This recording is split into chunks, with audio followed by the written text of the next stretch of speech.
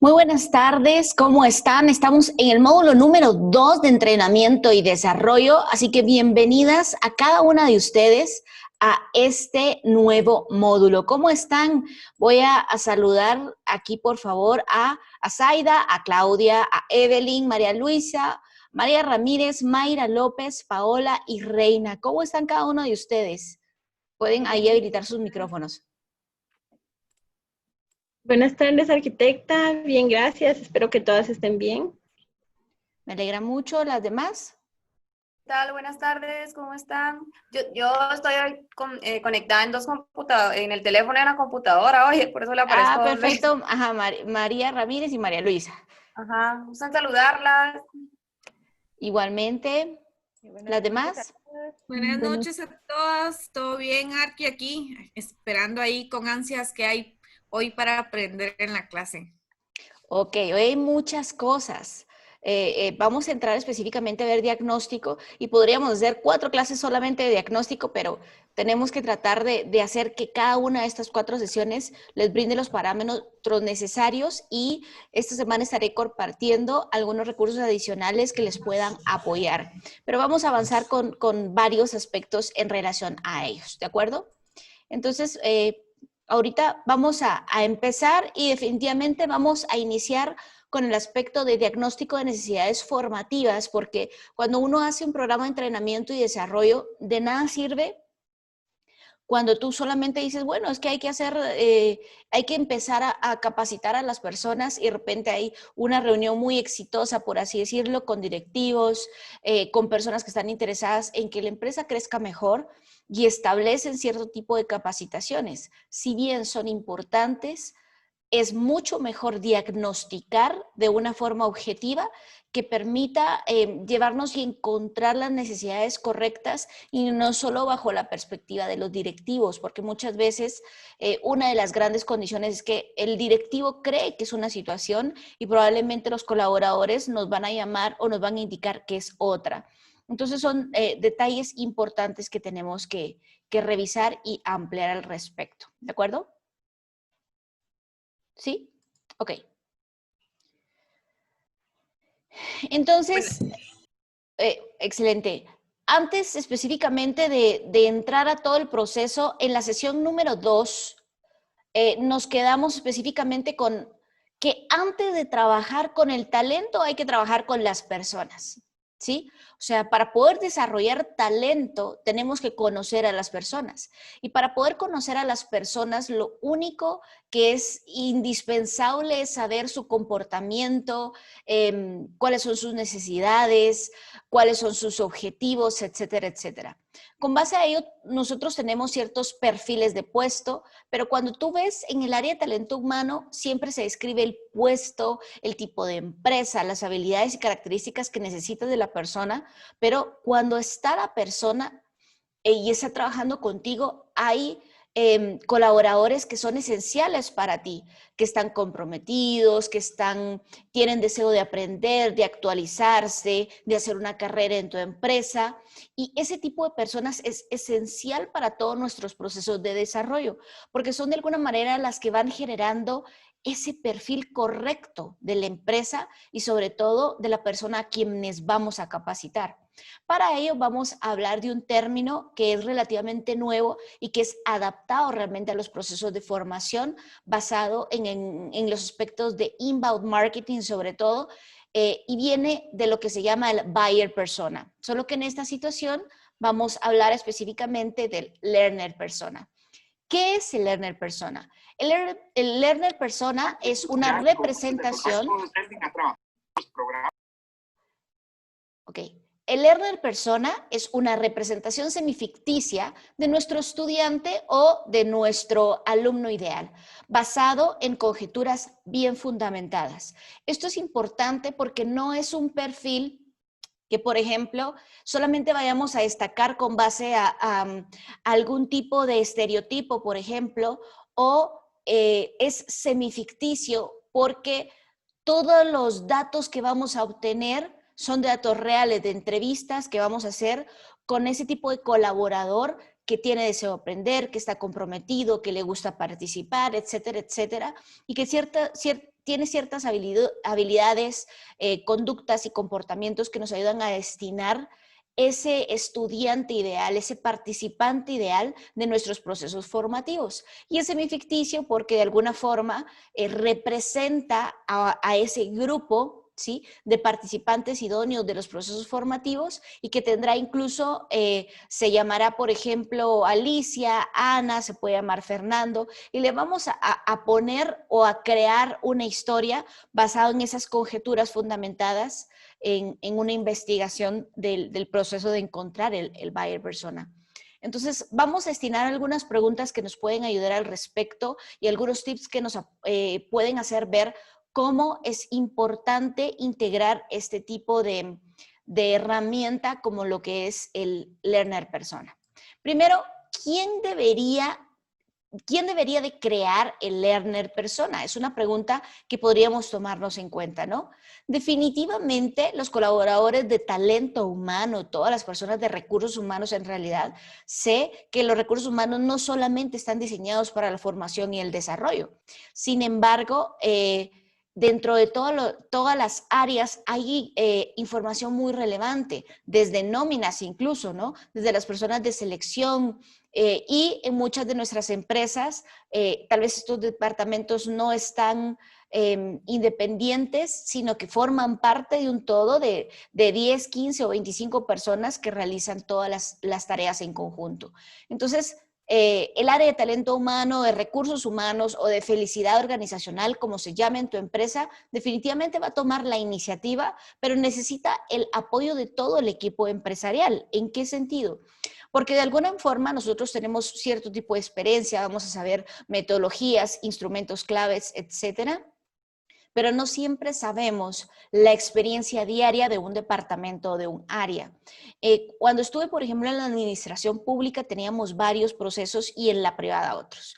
En la privada, por ejemplo, se daba una connotación distinta a la formación, en donde realmente era un evento que podría ser, por ejemplo, era preferible que se marcara bajo ciertos días, ciertos procesos. Si se tenía que utilizar, por ejemplo, un día específico, era preferible hacerlo así, o se tenía que tomar cierta hora. Había ciertos patrones de procesos de formación que no solamente iban dirigidos por talento humano, sino sobre todo por las necesidades de cada departamento. Por ejemplo, cuando capacitas a un departamento de ventas, no lo vas a capacitar que el departamento administrativo. No significa que baje o suba la calidad al respecto del proceso, sino que tienes que adaptarte al tipo de comportamiento del learner persona. Una persona de ventas, por ejemplo, es una persona dinámica, se va a mantener en constante actividad y movimiento y probablemente no vas a poder generar demasiados procesos presenciales recurrentes. Entonces tendrías que utilizar metodologías alternativas como la tecnología, ¿no? Y el aspecto de procesos y modelos de e-learning. También hay muchas condiciones relevantes en materia de atención al cliente, por ejemplo. Sean condiciones de horarios. Tuvimos un proceso de capacitación, me recuerdo yo, en donde la persona estaba en ventanilla, y en ventanilla son procesos muy difíciles y sobre todo cuidan mucho del tiempo del personal porque la ventanilla no puede quedarse desatendida. Entonces se tuvo que hacer un proceso de equivalencia en donde se le apoyara a la persona que se capacitara y se le daba el 50% de tiempo dentro del formato laboral y el otro 50% se le pedía el apoyo al colaborador para que se integrara. Entonces, nosotros teníamos que abrir ciertos procesos formativos, por ejemplo, de 7 a 8 de la mañana, porque las personas ingresaban a las 7:30, supongamos. Entonces, se hacía, el supervisor hacía ciertos detalles para que otras personas se integraran con base al tráfico, etcétera, etcétera. En otros procesos de diagnóstico, por ejemplo, nos tocaba hacer algo súper relevante que en la primera vez no lo hicimos y en el segundo año que lo hicimos dijimos, definitivamente no estamos en nada, ¿no? Porque hicimos una ruta crítica, por ejemplo, en donde identificábamos que las personas identificaran su ruta crítica de trabajo a nivel anual. Entonces, de repente el departamento decía, mira, en enero me va bien, en febrero tal y tal, pero la curva de septiembre, octubre, noviembre, diciembre, por ejemplo, es imparable, no la puedo tocar. Y de repente nosotros como proceso formativo decíamos, teníamos que hacerlo lo más, no paralelo, pero de alguna forma lo más equitativo posible en cuanto a los meses para que por procesos, por ejemplo, administrativos, no tuviésemos esa condición de tener carga. Sin embargo, no funcionaba porque de nada era eficiente que nosotros lo hiciéramos así si de septiembre, octubre, noviembre, diciembre las personas iban a estar ausentes, por ejemplo, o iba a haber mucho proceso de renuncia de la formación, de permisos especiales, etcétera, etcétera. Y eso en los procesos de lógica de capacitación trae una situación grandísima. Si les vas a brindar refacción, hasta eso tiene un proceso, un protocolo, y cuando las personas no asisten a la capacitación, ¿cómo de alguna manera identificas que esa refacción, por ejemplo, por pequeño que parezca, qué vas a hacer con ella, ¿no? Entonces, si nosotros no atendemos al learner persona, si nosotros no identificamos las condiciones más relevantes de cómo él se comporta, qué necesita, cómo necesita las cosas, probablemente no vamos a hacer el mejor programa de entrenamiento. Tenemos que concentrarnos en él. Eso es absolutamente relevante. Y por eso necesitamos la ayuda de todos. No puedes hacer un diagnóstico solamente a partir de data que hayas obtenido a nivel de automatización. A mí me encanta la automatización, pero siempre que procures mantener de alguna forma métodos de contacto directo, de procesos de observación, etcétera, para hacer diagnósticos, te va a ayudar muchísimo. Y lo vamos a ver de alguna manera en los diagnósticos formativos, pero en materia de learner persona, eso se va haciendo constantemente, ¿no? Entonces, además de eso, tenemos que ver o evidenciar varios detalles. La creación debería de incluir aportes de la mayor cantidad de perspectivas posibles dentro de la empresa, perdón, ahí en el espacio. ¿En qué sentido? En que nunca hagas un diagnóstico de learner persona o de diagnóstico de necesidades de formación sin que esté específicamente el rol, es decir, sin que tengas la información del rol de la persona. Muchas veces tendemos a utilizar mucho al jefe, al supervisor y etcétera, y él tiene una muy buena perspectiva, pero tiene una perspectiva con base a lo que él necesita, no solamente a lo que específicamente la persona que tiene el rol y que lo pasa diariamente tiene en dificultad o en brecha de conocimiento. Entonces tenemos que aprovechar y conocerlos bien. Ahora, ¿existe alguna receta para crear, por ejemplo, un buyer o un learner persona? Vamos a ver varias cosas al respecto. Esto se crea con base a un listado de preguntas que nos harán conocer a nuestro cliente muy bien. Él es nuestro cliente interno. El learner persona tenemos que verlo como un cliente interno. ¿Por qué? Porque eso ayuda mucho a identificar protocolos para atenderlos. Ellos necesitan de nuestra atención, necesitan de nuestra eficiencia y las quejas llegan exactamente igual como cualquier cliente externo, ¿no? Cuando, por ejemplo, a veces nos tocaba abrir algún evento, nosotros sabíamos que ese día era exclusivamente para atender ese evento formativo, hubiese sido en línea o no, porque las personas iban a llegar con muchos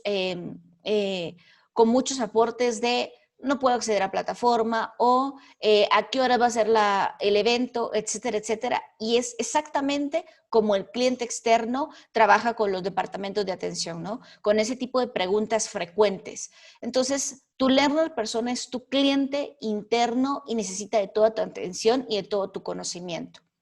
Bajo esas condiciones hay algunas preguntas que podemos ir revisando que pueden apoyarnos a hacer un diagnóstico correcto de quién es él, ¿verdad? Entonces, primero, por ejemplo, podríamos identificar dónde busca ayuda, por ejemplo, para resolver sus problemas de aprender. Es decir, nuestro colaborador empresarial, cuando en algún momento se sienta en desventaja o sienta que no comprende cierta información, probablemente va a llegar a ti nuevamente si tú eres su supervisor, su directivo, su jefe, etcétera, etcétera. Probablemente va a llegar a su par o probablemente va a buscar información de forma externa e interna. Es importante identificar si en algún momento quiso buscar de forma interna y no encontró. si algún momento busca en forma externa, por ejemplo, y encuentra fuentes fidedignas, pero también sería muy importante identificar si está buscando en fuentes que no le van a ayudar y entonces lo que hace es perder el tiempo. Ahora, no lo pierde porque él lo quiere hacer, sino porque está tratando de identificar cómo hacer mejor su trabajo. Entonces, ese tipo de preguntas empiezan a ser relevantes, sí, porque te hacen ver que él tiene necesidades que probablemente no estamos atendiendo desde la plataforma, el canal o la condición correcta. También, cómo escriben los temas que necesitan aprender en una búsqueda de Google, por ejemplo. Y este es uno de los factores relevantes para poder hacer acciones o recursos formativos eficaces. En algún momento a veces ponemos manual de protocolo para ejercer X, Y, Z, y tal vez las personas solo dicen, por ejemplo, puede decir, ¿cómo darle mantenimiento a la máquina tal? Supongamos si fuese en materia de producción.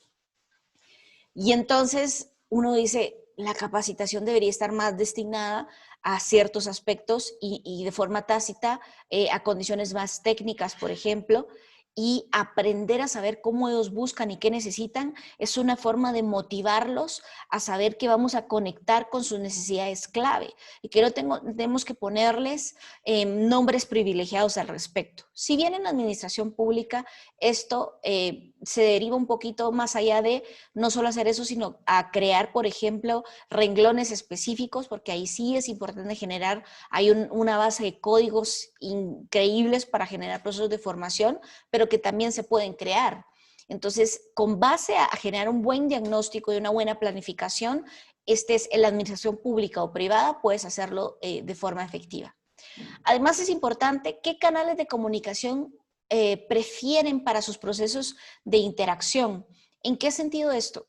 En que la formación requiere atención al cliente, requiere una orientación, requiere acompañamiento. Entonces tenemos que empezar a identificar qué tipo de canales empresariales e incluso algunos alternativos que podamos gestionar les puede servir. Puede ser que en empresas el poder utilizar, por ejemplo, un canal como WhatsApp podría servir muy bien, sin embargo hay empresas que probablemente lo prohíban. E incluso hay condiciones en donde si tú generas algún proceso o alguna instrucción en un canal que no sea oficial de la empresa, algún colaborador te puede decir, yo no hice la siguiente gestión o no me comuniqué porque ese no es un canal oficial empresarial. Todo eso existe, por supuesto. Entonces tienes que tomarlo en cuenta.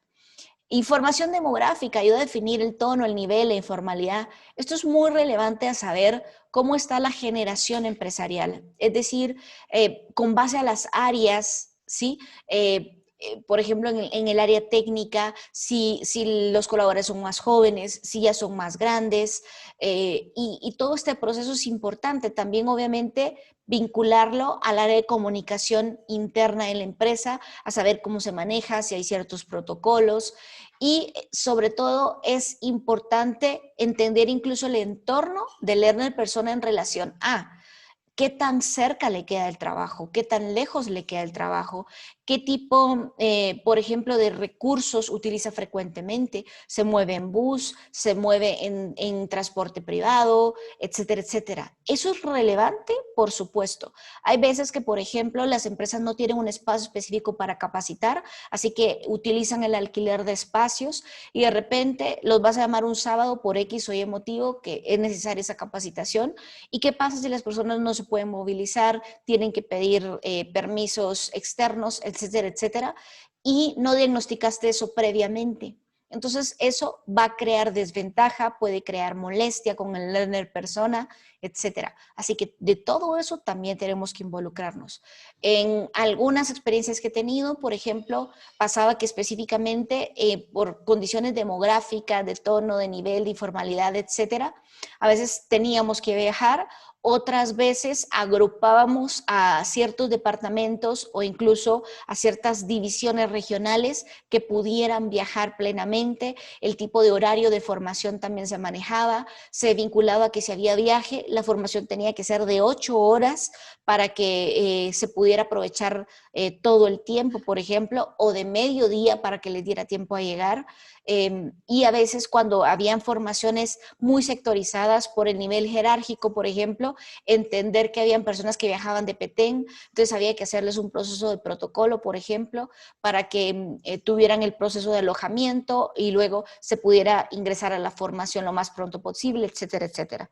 ¿Eso es relevante para tu empresa y para ti? Por supuesto.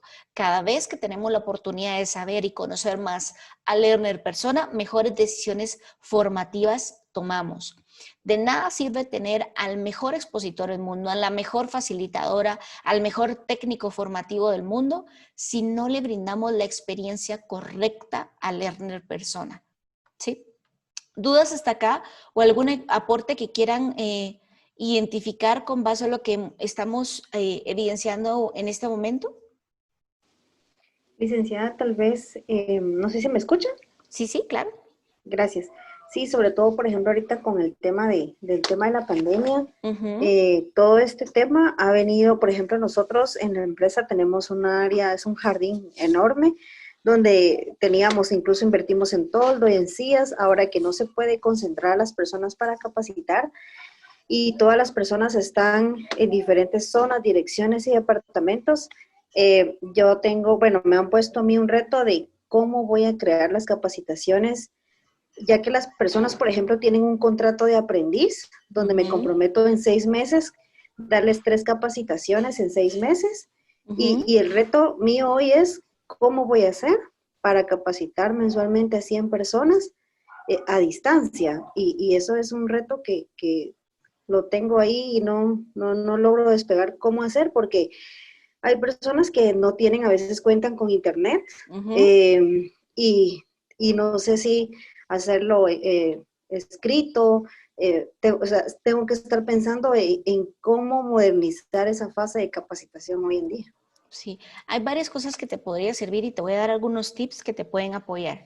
Gracias. Primero, definitivamente la tecnología te va a ayudar mucho, pero exactamente lo que tú me dices, Evelyn, el hecho de conocer bien a tu learner persona te va a ayudar lo suficiente. Por ejemplo, el hacer una videoclase o una videocapacitación como esta requiere de cierta calidad de internet. Algo que te puedes apoyar, por ejemplo, que podrías apoyar a las personas, es generar aspectos o centros alternativos de aprendizaje. Ahorita, en este momento, han surgido muchos workspace o coworkings que te pueden apoyar y te pueden dar una alternativa. Supongamos que tú tienes un workspace que tenga 3 sedes. Por ejemplo, una en el Naranjo, conozco uno específicamente, trabajo con uno que se llama Dínamo. Y Dínamo tiene una sede en zona 15, en zona 10 y en Naranjo. Entonces, supongamos que el programa de personas les permite asistir a las 3 sedes. Entonces, tú podrías transmitir, por ejemplo, pero hacer que se conecten a estas sedes en donde vas a saber que va a haber internet de alta velocidad, por ejemplo. Entonces, generas un paquete de negociación que te habiliten las 3 salas de reunión, por ejemplo, para que las personas se puedan conectar desde ahí. Obviamente tendrías que ver condiciones de distanciamiento, por ejemplo, que en la sala no hayan más de 4 personas, por ejemplo, y probablemente puedes hacer paquetes híbridos de apoyo, ¿no? Puedes gestionarte, aunque a veces esto es una labor grande, puedes pedirle, por ejemplo, que identifiquen que se haga una prueba de ingreso, por ejemplo, a tu capacitación digital, y a los que veas que necesitas más de apoyo, entonces les dices específicamente que tienen que asistir al centro o al espacio compartido de aprendizaje, supongamos, ¿no? Entonces, de alguna forma, empiezas a ver que hay muchas relaciones que puedes apoyarle y algunos, por ejemplo, el que se siente cómodo en casa, que tiene el internet correcto, prefiere quedarse en casa. El que no puede, también le puedes indicar. Los aspectos o protocolos empresariales te los permiten, por supuesto, porque ellos de alguna manera están trabajando las 8 horas y pueden de alguna manera modalizarse si tú les brindas los aspectos adecuados, si les brindas condiciones de bioseguridad, si les estás brindando el proceso, etcétera, etcétera. Entonces te puedes apoyar en materia de hacer esos espacios híbridos de aprendizaje, por ejemplo. Si no, aunque es una labor un poco titánica, por ejemplo, puedes utilizar tus mismas instalaciones y puedes definir grupos muy pequeños. Si tienes específicamente estos espacios grandes, puedes revisar ahorita cómo están los protocolos de bioseguridad y condiciones de espacio y distanciamiento. Por ejemplo, según el metraje cuadrado que hay en las oficinas empresariales, etcétera, se acepta un cierto número de personas en los espacios. Entonces tú puedes hacer ese proceso de cálculo y hacer una labor, como te digo, un poquito titánica de poder hacer actividades presenciales, resumir los procesos de capacitación e incluso lo que tú podrías hacer es de que la capacitación presencial sea muy corta, por ejemplo, sea de 1 hora o de 2 horas máximo de aprendizaje y de que ese día se puedan llevar, por ejemplo, en formato USB, por ejemplo, se podrían llevar o a través de un enlace, porque a veces sí pueden tener un correo electrónico, entonces tal vez no se podrían comunicar por streaming, por ejemplo, o sea, no podrían hacer una videoconferencia, pero tú sí les podrías mandar, por ejemplo, un paquete. O si no, simple y llanamente, el proceso de, por ejemplo, a veces uno dice, ¿podría hacer eso? ¿Sabías que podrías hacer un grupo y el grupo le podrías poner secciones de aprendizaje en Facebook? Así que podrías hacer hasta grupos internos en Facebook, los puedes configurar. Si en algún momento puedo, te voy a compartir esa información. Lo que pasa es que hay tanto esto de qué hablar. Pero son, pues, de verdad que hay. No te preocupes, lo vas a lograr. ¿Sí? Sí, muchas gracias. Ese último que usted me mencionó de secciones de aprendizaje en Facebook me parece súper, porque hoy todo el día, así sea el señor de 50 años, Así es. tiene Facebook. Todo el mundo tiene Facebook. Así es, así es. Okay. Entonces, Gracias, es increíble, ¿verdad? O sea, hay formas. Para capacitar siempre van a haber formas. ¿Sí? ¿Alguien más que quiera brindar algún aporte al respecto? ¿Alguno? ¿No? ¿Alguna? Ok, continuamos. ¿Sí? Si no me lo ponen en el chat rápidamente, continuemos, archivamos bien. Espero ahí la configuración de alguna que me lo mande. Continuemos, vamos bien. Perfecto. Ok. Entonces, bajo esas condiciones, además de eso, tenemos que establecer qué nivel de importancia tiene para el colaborador obtener este tipo de conocimientos. Y a mí, cuando veo esa pregunta, creo que es de mucho impacto porque es muy pocas veces que la hacemos, ¿no? O sea, siempre que hacemos, por ejemplo, una encuesta de satisfacción formativa, ¿qué le ha parecido? ¿Cuáles han sido los aportes? Etcétera, etcétera. Pero de alguna forma, a veces el nivel de importancia es más intrínseco, es más intrapersonal, ¿no? Es decir, cuando, por ejemplo, te brindo una capacitación que va a facilitar tu trabajo, que va a facilitar el que te comuniques, por ejemplo, con tus compañeros empresariales, etcétera, etcétera, ¿qué importancia le das tú a eso? ¿No? Y habrá personas que digan, bueno, en comunicación, asertividad, liderazgo y todo eso, pues tal vez de 1 a 10 en escala le daré un 5, pero si usted me ayuda, por ejemplo, a que yo haga más fácil mi trabajo, tal vez es 9. Y empezar a entender ese nivel de escala intrapersonal del learner persona es importante, porque a veces de alguna forma estamos tratando de evidenciar, por ejemplo, el directivo tiende mucho a enlazar las habilidades blandas y a veces mi última diapositiva, por ejemplo, esta noche se centra en eso, así que no lo quiero abordar mucho, pero no todo es eso, ¿no? Hay condiciones que son más factibles para las personas que hacen su labor día con día y que haciéndola bien a veces mejora el clima organizacional porque se sienten mejor, más cómodos con lo que hacen diariamente, con lo que tienen, con lo que necesitan, etcétera, etcétera. ¿Y cuáles son los objetivos, por ejemplo, que esta brecha de conocimiento no le permite alcanzar? Es importante saber cómo se siente él, ¿no? O cómo se siente ella, ¿sí? Cuando ella dice, mira, si tú me formaras en tal y tal cosa, o cuando aprendo sobre tal y tal cosa, me permito hacer tal y tal cosa, o hago tal y tal cosa. ¿Qué pasa, por ejemplo, con un learner persona que lo capacitas y lo capacitas, pero siempre se va tarde de su trabajo? Por ejemplo, ¿no? Eso es bueno, o sea, de nada sirve que lo sigas capacitando y capacitando si no tiene ciertas habilidades, aptitudes y actitudes que le ayuden a ser más productivo y si él aún así es productivo, tiene sus condiciones, pero es la forma de liderazgo y sus cargas laborales, que ahí podríamos hablar de muchas cosas, la que lo están afectando. A veces en el diagnóstico se puede evidenciar, pero es importante no solo el notarlo, sino comunicarlo. ¿Qué debe ocurrir para que este learner persona se sienta satisfecho tras haber adquirido sus conocimientos? Muchas personas, el diploma es súper valioso. La semana pasada, por ejemplo, tuve la oportunidad de dar un online talk gratuito de emprendimiento educativo. De ese emprendimiento educativo estaba muy, obviamente, dirigido a docentes y emprendedores educativos, personas que quieren desarrollar este tipo de plataformas de formación. Se inscribieron como 300, asistieron 167 personas, no todas. Pero de esas 167 personas, muchas de ellas, algo que era importantísimo para ellos es, ¿va a haber diploma de participación? ¿Me vas a brindar diploma de participación? Así que tuve que generar una estrategia para que se pudiera obtener el diploma de participación.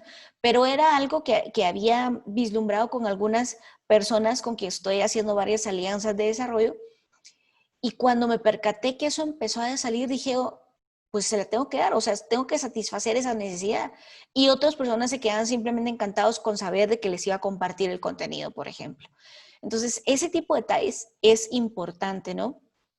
Es increíble que una persona hasta va a haber refacción, por ejemplo, es un aspecto importante. O voy a tener el tiempo para mí, es decir, no voy a estar corriendo, por ejemplo, si es una capacitación, nunca hagas que hay una capacitación que les quede 1 hora para trabajo. Es sumamente estresante, es decir, salen de la capacitación, necesitan rebobinar un poquito y que tengan todavía 1 hora, no la van a utilizar de la forma efectiva, por así decirlo.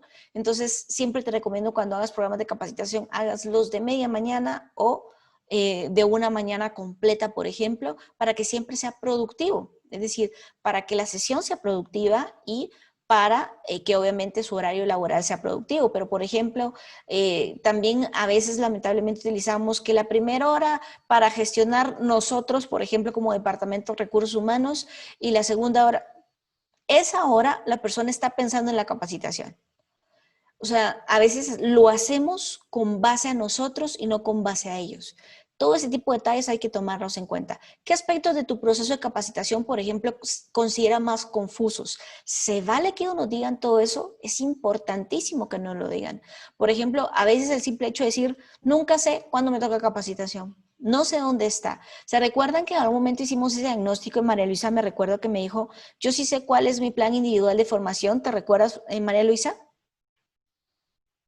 ¿Sí? Ajá.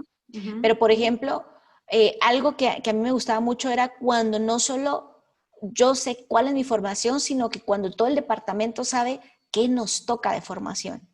Y eso era muy relevante porque aclara y genera transparencia en muchos procesos de colaboración. No es lo mismo, por ejemplo, que alguna persona diga, mira, no voy a poder estar en esa reunión porque mi plan de formación me indica que tengo que ir a la capacitación tal, sino que simplemente ahí pueda estar y pueda indicarte que ahí aparece, ¿no? Siempre te recomiendo, por ejemplo, en ese tipo de procesos, que la comunicación siempre vaya a la persona y a su jefe inmediato, por ejemplo, pero si puedes tener publicado tu calendario formativo por área, es lo mejor que puede pasar para aclarar los procesos de formación, ¿no? También, por ejemplo, el identificar si la metodología es la correcta, si ellos todo el tiempo quieren ver una clase magistral o les gusta más un proceso más dinámico, por ejemplo, que siempre va a pasar.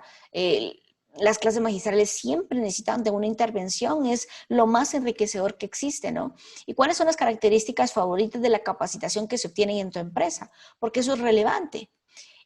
Y vuelvo a tocar un punto, el área, por ejemplo, de refacción, por ejemplo, o a veces de almuerzo, y alguno diría, es que de verdad que a veces la gente quiere ir a las capacitaciones presenciales solo para comer, ¿no?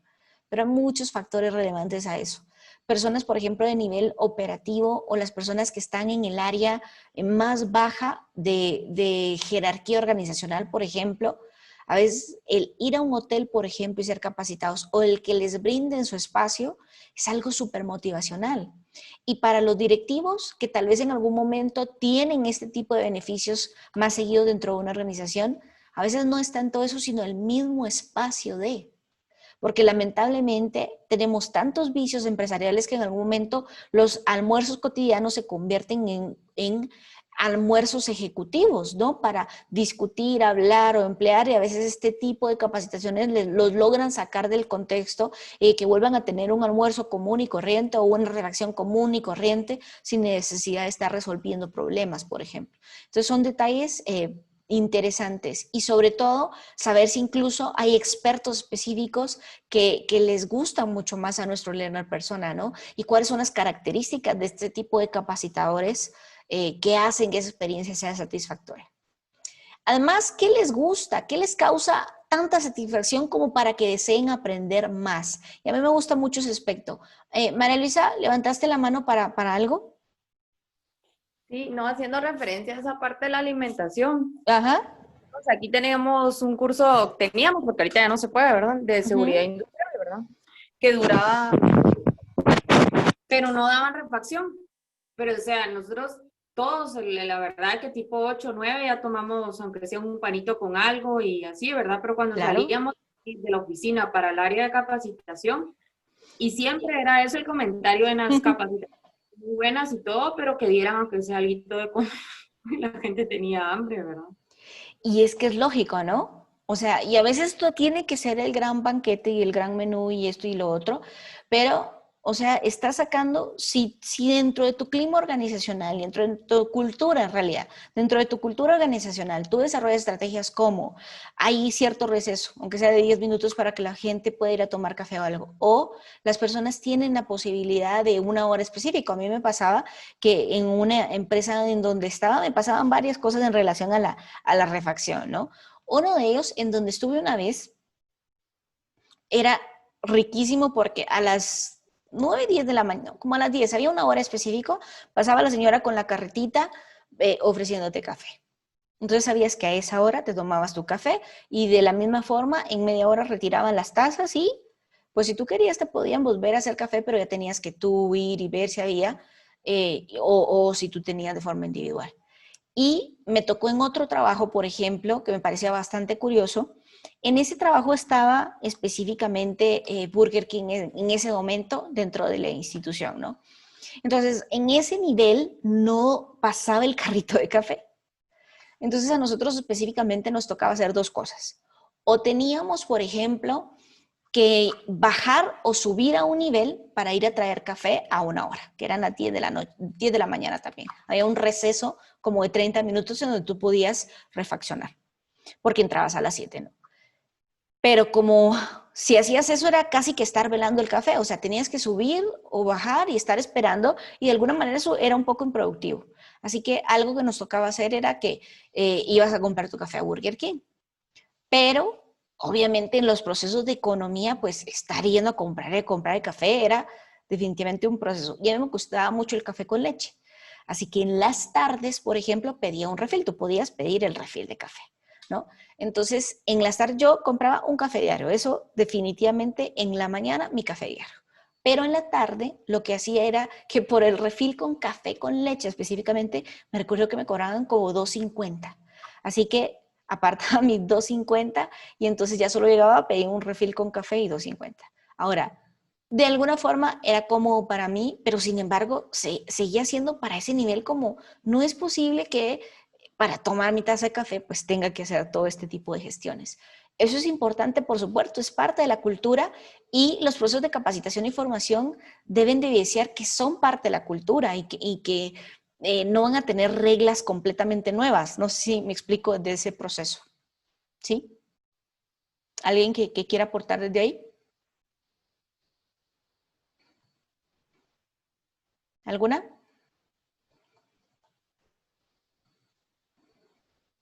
¿No? ¿Zaida? No, Ah, perdón. no está claro, está claro. Buenísimo, ok. Sí, igual. Súper. ¿Y qué lo decepciona tanto como para que no desee seguir capacitándose? ¿Alguien me puede decir qué le decepcionó completamente a alguna capacitación a la que haya ido? A ver, compártame a alguien. Que el tema no, o sea, no vaya enfocado, que la persona no tenga el dominio del tema. ¿Verdad? Primero, ¿no? Un mal experto definitivamente, o sea, lo saca uno a cualquiera, ¿no? Que un momento llegue alguien y de repente solo habla y no tiene ninguna relación, ninguna coherencia o está demasiado, o sea, eso definitivamente nos decepciona. ¿Qué más, Zaira? Yo creería que se tarde demasiado y está uno, incluso el tema del hambre, está uno con hambre, está uno más preocupado por querer comer Claro. Y encima que se tarde demasiado, creo Y volvemos a eso mismo. Eso sí es un puede ser problema. buena, perdón, Y eso es un puede ser problema muy buena, pero el hambre mata total. lo bonito, ¿no? Total. Y eso es un problema de que en algún momento del programa de capacitación no le dijiste al experto, mira, aquí si a las 12 o 12 se almuerza y se almuerza. Por ejemplo, ese tipo de detalles son relevantes. Que el capacitador solo lea las diapositivas ni se moleste en explicarlas. Uy, imagínate, eso sí sería como para morirse, ¿no? En ese momento, Verónica, es para decirle, porfa, envíeme las diapositivas, yo las voy a leer con mucho gusto y simple. Eso es algo que digo mucho en una clase o en curso que les recomiendo mucho de acá, que se llama Diseño y Desarrollo de Presentaciones de Alto Impacto. O sea, eso es imposible, no podemos trabajar así. Que la información sea la misma en cada capacitación, que no se molesten en actualizar. Y eso es muy relevante, Claudia, porque a veces tienes que volver a hablar del tema por ciertas condiciones y las personas se quieren actualizar en algunas otras. Y lo peor es que veas la misma diapositiva que viste hace 3 años. Eso sí sería imperdonable, ¿no? Incluso a veces también el lugar donde recibimos totalmente, Mayra, es importante, es súper importante. Miren, es que nos ha pasado de todo. Cuando en algún momento había un jefe de logística, por ejemplo, que estaba en una empresa en donde estuve, y él dijo, sí, sí, ya vi el lugar, ya vi el lugar. Y cuando llegamos, el lugar era horrible, o sea, y llamarse horrible no significa, por ejemplo, que no tenga ventanas de lujo y eso. O sea, tú puedes tener, hay muchos estilos de espacios de capacitación, pero un salón por lo menos debe tener las condiciones adecuadas. Excelente iluminación, buen cuidado del ambiente, es decir, si está pintado, que esté bien pintado, las sillas en perfectas condiciones, la mantelería que se vea nítida, todo eso es parte, ¿no? No tiene que tener la vista espectacular, pero por lo menos que el aspecto de adentro esté en perfectas condiciones. Y cuando llegamos, le dijimos, ¿cómo es posible? Y él nos decía, no, sí, es que vi algunas fotos, pero no me imaginé que tuviera tal y tal cosa. El detalle es que era como una casa y lo peor es que la casa, por ejemplo, tenías que ir del cuarto 1, 2 y 3 hasta el cuarto de capacitación. O sea, era casi que un cuarto de capacitación y eso no era lo más conveniente. Se podía pretender a que significara que era un espacio informal de trabajo, a que, por ejemplo, definitivamente no era el ambiente adecuado, a que cualquier persona se pudiera salir y estar en otro dormitorio, por ejemplo, X, Y, Z. Entonces, todo eso debemos de cuidarlo y puede decepcionar definitivamente, ¿sí? El que haya condiciones de calor, por ejemplo, ¿no? A veces tú puedes decir, sí, pero es que estamos en la costa, independientemente si estés donde estés, sí debe de velar por esos aspectos. O sea, para que las personas tengan la atención correcta, tienen que tener el aire acondicionado en las mejores condiciones, ni muy frío ni muy caliente, lo necesario para que el ambiente sea adecuado, que la iluminación, que el audio sea el correcto, ¿no? De nada sirve, por ejemplo, que el capacitador sea excelente, pero que tenga que gritar para que tú lo puedas escuchar. Todos esos detalles son relevantes. ¿Alguien más que le haya pasado algo que pudiera decir esto sí me decepcionaría? ¿Alguno? ¿Alguna? Licenciada, buenas noches, soy Hola, Paola. Paola. Como le dije tal vez en la clase anterior, hay algunas cositas que sí en esa área pues me gustaría mejorar, ¿verdad? Si tengo la oportunidad.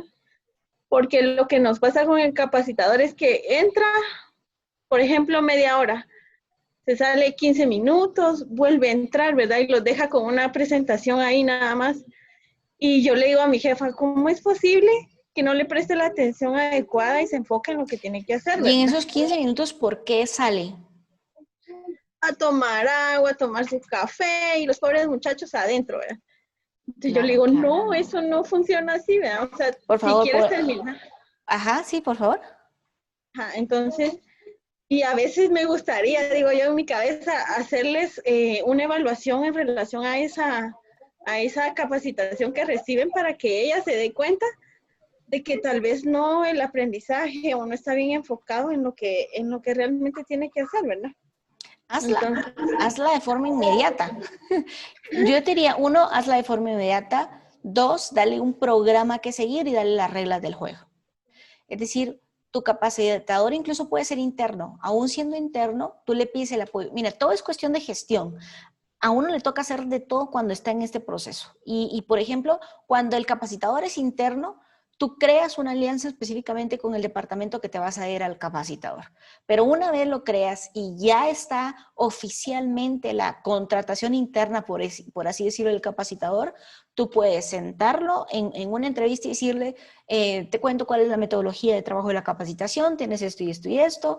Es importante que los capacitandos no te vean haciendo una llamada telefónica. Si necesitas algún proceso, voy a estar ahí para ayudarte.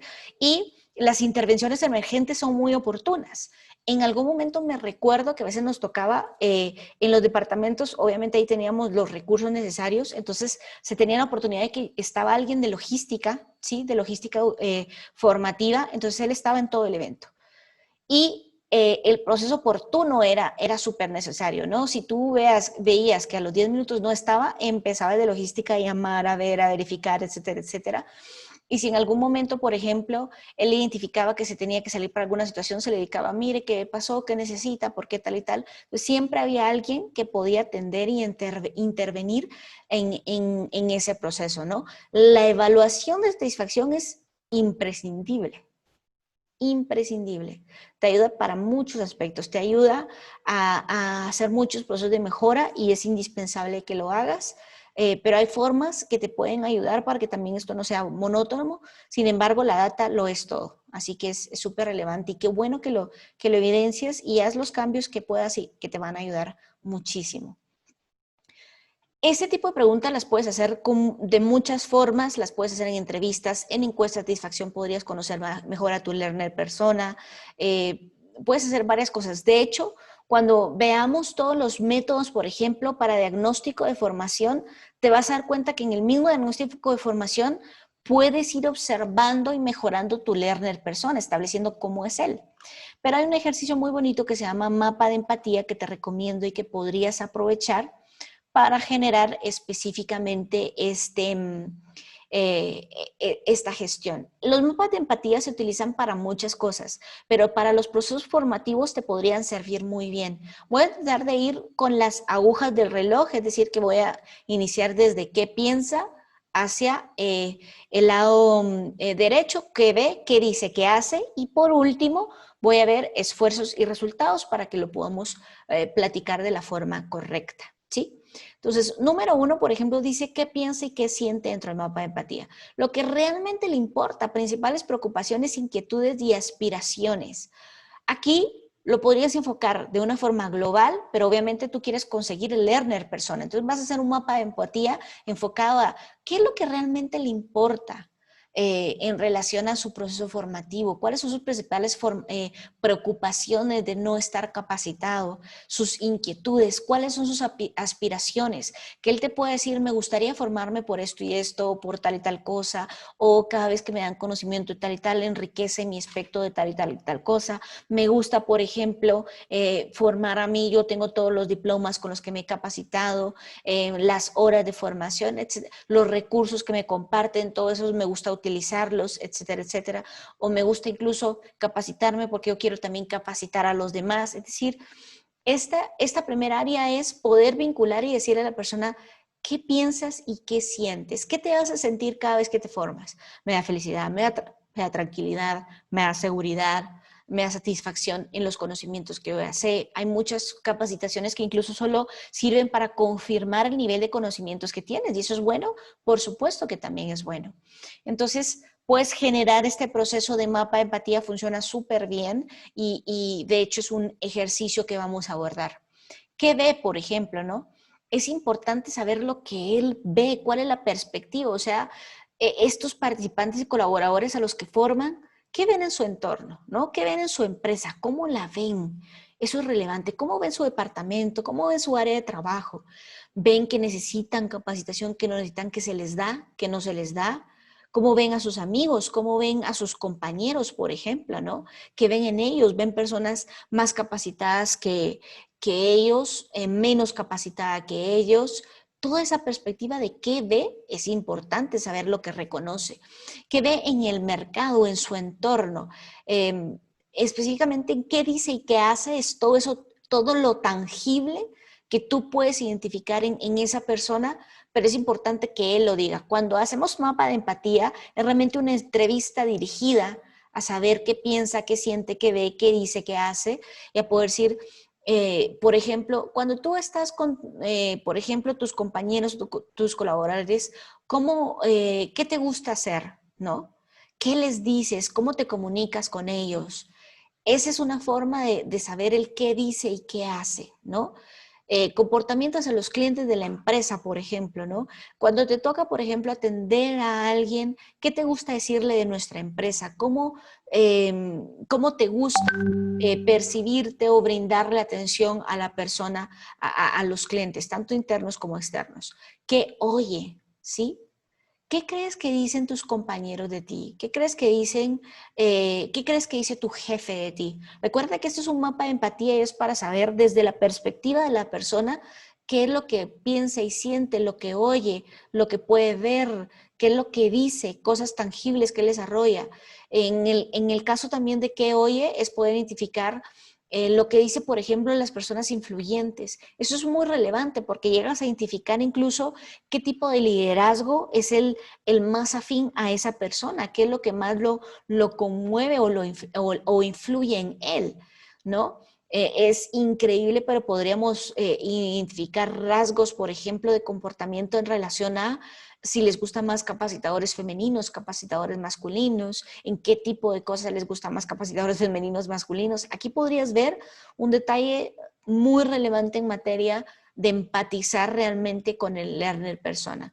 En relación a sus esfuerzos y sus resultados, sus esfuerzos es qué miedos, frustraciones y obstáculos tiene en este momento, ¿no? Que tú le puedes decir qué miedos enfrentas tú en este momento en tu empresa, por ejemplo. ¿Por qué lo tienes que tocar mucho del lado de la empresa? Porque tú vas a formarlo para que sea eficiente en su empresa, ¿no? Le das formación para la vida de forma integral, pero en realidad pues vas a hacer un programa de entrenamiento y desarrollo que le sirva a la empresa a que cada uno de sus colaboradores genere el logro, los objetivos y las metas empresariales. Así que tienes que hablarle de eso, ¿no? ¿Qué frustraciones tienes en este momento en la empresa? ¿Qué obstáculos son los que identificas que hay en la empresa para que puedas colaborar, para que te puedas actualizar, para que puedas aprender, etcétera, etcétera? Con base a los resultados, ¿qué deseos y necesidades él tiene, ¿no? Que necesita que la capacitación y la formación, por ejemplo, le ayude. ¿Qué medida del éxito, por ejemplo, él identifica? Si te das cuenta, las preguntas que vimos anteriormente, podrías resolverlas a través de un simple mapa de empatía. ¿Sí? ¿Lo logran percibir alguna? ¿Sí? O alguien que me diga, ya he usado el mapa de empatía. ¿Alguien ya ha usado el mapa de empatía?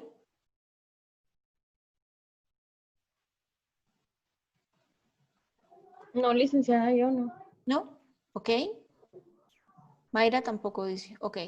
Bueno, es una muy bonita herramienta. Para mí es nuevo, dice, sí. Es una muy bonita herramienta que vamos a evidenciar. Ok. Basada en eso, también puedes identificar y conocer más de tu learner persona en fuentes de información, las fuentes de información que obviamente tengas en tu empresa. Busca y detecta patrones, por ejemplo, en contenidos y recursos formativos más populares. Por ejemplo, ¿qué es lo que más les llama la atención? En los procesos de entrenamiento y desarrollo es bueno hacer formaciones que sean obligatorias, pero es mucho más enriquecedor cuando tienes siempre una línea de formación voluntaria. Porque la formación voluntaria te hace detectar muchas cosas y ellos son de alguna manera más libres de poder decir y hacer sobre las formaciones. Entonces es muy bueno que lo tengas. Comportamientos entre los que se capacitan más y los que se capacitan menos. Identificar, por ejemplo, qué pasa, por qué estas personas tienden a capacitarse más, por qué estas personas tienden a capacitarse menos. Es por razón al rango organizacional, por razón al tipo de tarea que realizan, etcétera, etcétera. Y las evaluaciones de satisfacción son, como le hablaba específicamente a Evelyn, imprescindibles, son importantísimas. No tienen que ser un testamento, pero sí tienen que tener ciertos patrones que ayudan a identificar la experiencia, al experto, a las condiciones de logística, o sea, todo lo que sea en materia de calidad de la experiencia es relevante. Y siempre déjales en algún momento un espacio abierto en el que definitivamente puedan de alguna manera involucrarse más con todo lo que están diciendo, ¿no? Entonces, eso les podría servir muchísimo. Además de eso, en las fuentes de información es muy importante que generes entrevistas. En materia inbound, tocando un poquito, recuérdate que el learner persona está muy ligado al inbound. Específicamente se solicita que al menos entrevistes a 15 colaboradores para ser el learner persona. Es decir, tú puedes identificar dentro de todos tus programas de entrenamiento e incluso hacerlo de forma interdisciplinaria. Es muy probable que el learner persona en materia de todas las personas operativas tengan ciertas características y ya el nivel directivo tenga otras ciertas características y probablemente no tengas un learner persona, tengas 2, por ejemplo. Pero pues ya es condición, obviamente, de la experiencia formativa que tengas que realizar, pero es algo que puede pasar. Si al menos logras obtener información de 15 personas, estás haciendo las cosas con mayor eficiencia, que es como ese focus group para encontrar el learner persona. Además, hay que analizar los perfiles y los datos con todo el equipo.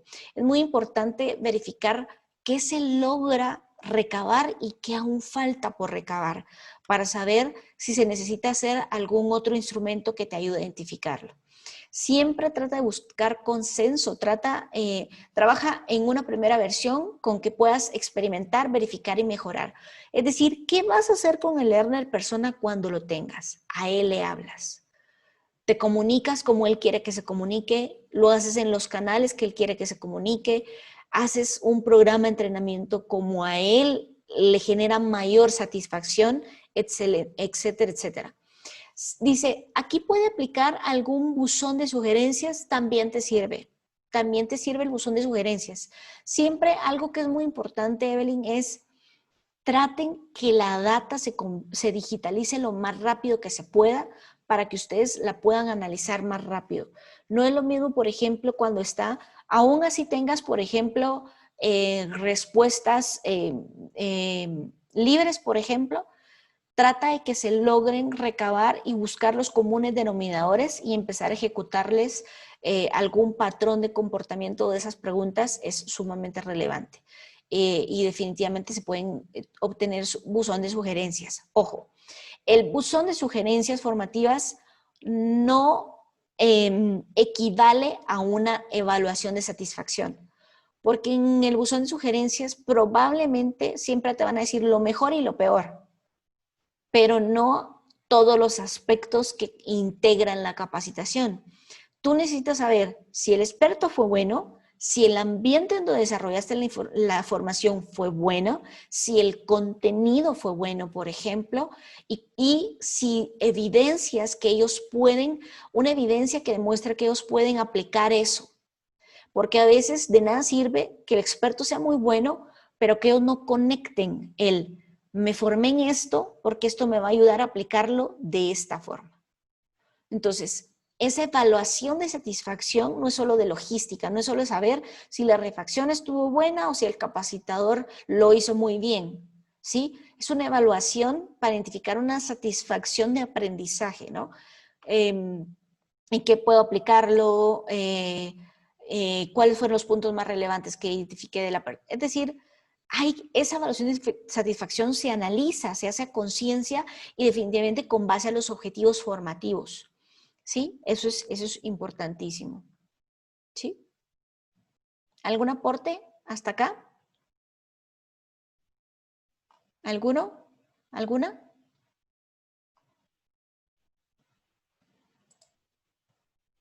Ok, continuamos. ¿Cómo se describe este learner persona? ¿Sí?